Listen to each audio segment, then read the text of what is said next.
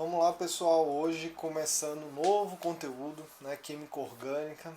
É um conteúdo muito extenso, né, mas é um conteúdo bem descritivo. E assim, agora a gente vai fazer uma introdução para a gente adentrar nesse mundo da química orgânica. Vocês vão ver que não é nada complicado, né, é bem descritivo. A gente vai fazer muitas análises de estrutura para relacionar isso com as propriedades. Né? A gente vai conhecer essas cadeias carbônicas, né? Por que o carbono tem essa importância toda. O que vamos aprender hoje? O que é essa química orgânica, né? O que ela estuda e qual é a sua importância? Qual a importância do carbono para a química orgânica? Qual a importância das substâncias orgânicas? Né?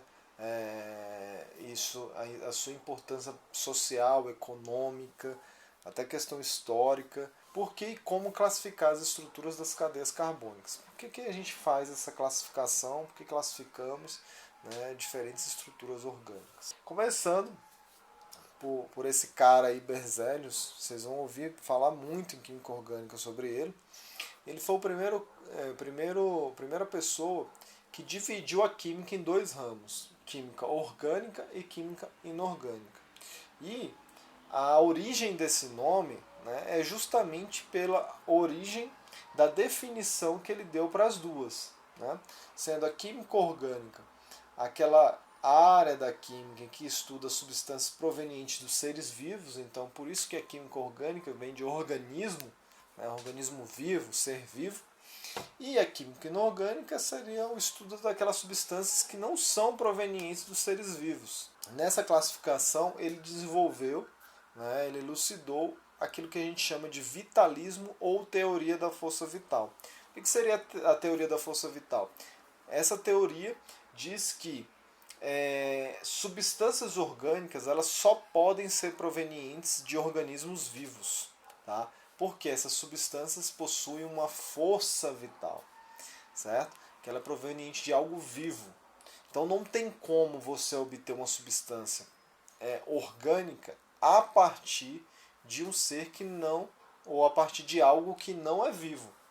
Não existe isso. Por quê? Essa substância proveniente de ser vivo, ela vem de algo que tem vida, certo? Então ela carrega consigo uma força vital. Isso era o que a teoria da força vital dizia, ou do vitalismo. Já aquelas substâncias que não são provenientes de seres vivos, ela não possui essa força vital. Okay? Então não tem como você obter substâncias orgânicas de acordo com essa teoria de coisas que não são vivas. Tá? Só que o que aconteceu na história? Esse camarada aí, Wöhler, ele produziu ureia, certo? Que é essa substância aqui representada por essa fórmula química, a partir de cianato de amônio. E aí você me pergunta, né? No caso aqui ele aqueceu o cianato de amônio e obteve a ureia sólida, certo? Um sólido branco. E aí você me pergunta, mas o que tem a ver isso com força vital? O negócio é que ureia, né, como o nome já indica, ela é proveniente, né? A gente urina essa substância. Na nossa urina, ou na urina dos seres vivos, possui ureia. Então, assim, como que algo que veio, né, no caso, o cianato de amônio, ele é proveniente de uma fonte não viva, né, por exemplo, ele vem de minérios, certo? Esse produto que proveniente de minérios, de outras coisas, aquecido, produz uma substância que originalmente vem de um ser vivo.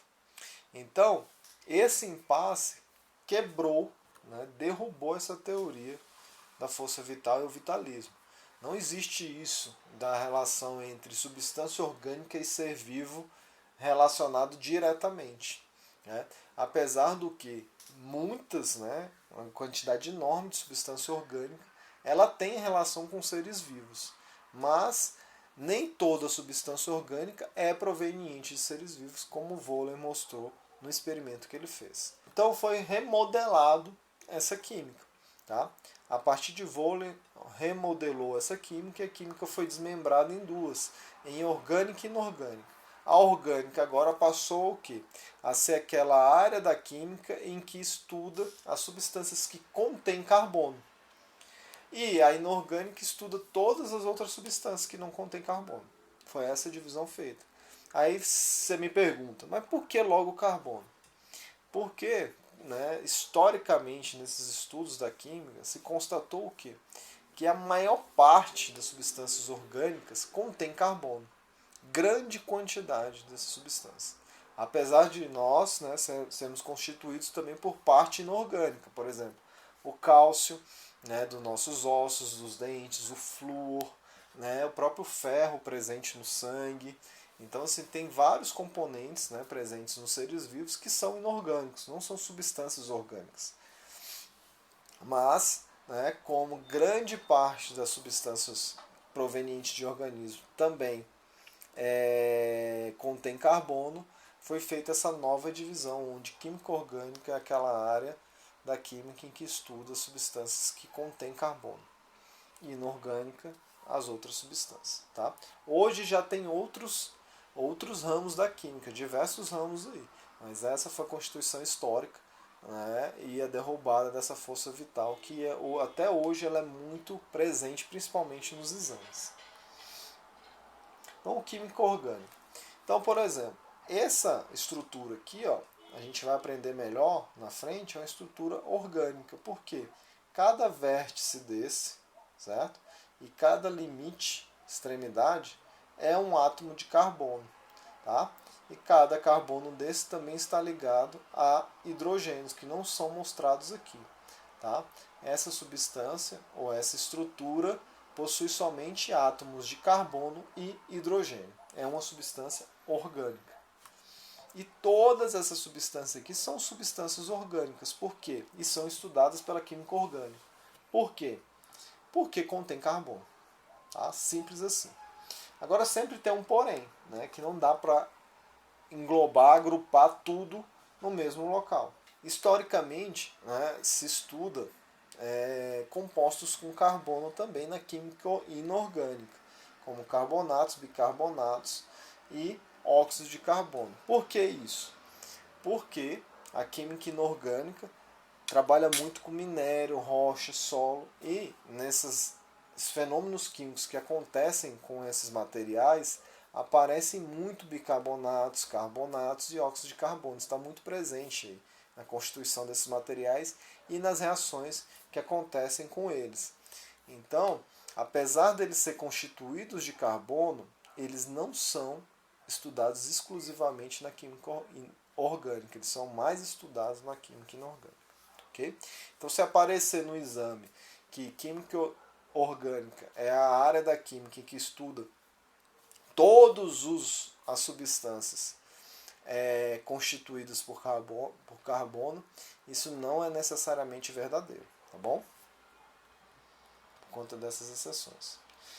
A origem da vida. O que tem a origem da vida química orgânica? Gente, quando se fez aquela divisão, né, Berzelius fez aquela divisão em orgânico e inorgânico, o que se pensou? Ora, se as substâncias, né, provenientes do organismo ela é estudada na química orgânica, então se a gente desenvolver essa área do conhecimento, ou seja, desenvolver o conhecimento das substâncias provenientes dos seres vivos, o que no final das contas a gente vai obter? A resposta a essa questão, como a vida foi originada. Ainda mais que, ao mesmo tempo em que foi feita essa divisão, uma teoria formulada lá por Aristóteles estava caindo, que é essa teoria da geração espontânea. Tá? O que essa teoria dizia? Que certos animais, vegetais, pragas, insetos, eles eram originados de uma forma espontânea. Né? Tinha até umas histórias dizendo que você pegasse um pano velho, sujo, e colocasse umas coisas nele e botasse num canto escuro, certo? De um lugar escuro, frio, dali ia nascer ratos, por exemplo. Então, assim, essa teoria da geração espontânea que indicava isso foi derrubada, né, nesse momento. E aí, né, ganhou força esse estudo dessas substâncias para tentar descobrir como que a vida foi originada no nosso planeta. Então tem um experimento clássico de 1923 de Oparin, que ele traz, né, um experimento para tentar vislumbrar como que se originou a vida no nosso planeta, certo? Então ele fez um experimento em que ele tentava pegar, né, essa atmosfera, essa terra primitiva, os componentes dessa terra primitiva, e ver se nessa terra primitiva seria possível produzir, por exemplo, proteínas, aminoácidos, que são os constituintes dos seres vivos, certo?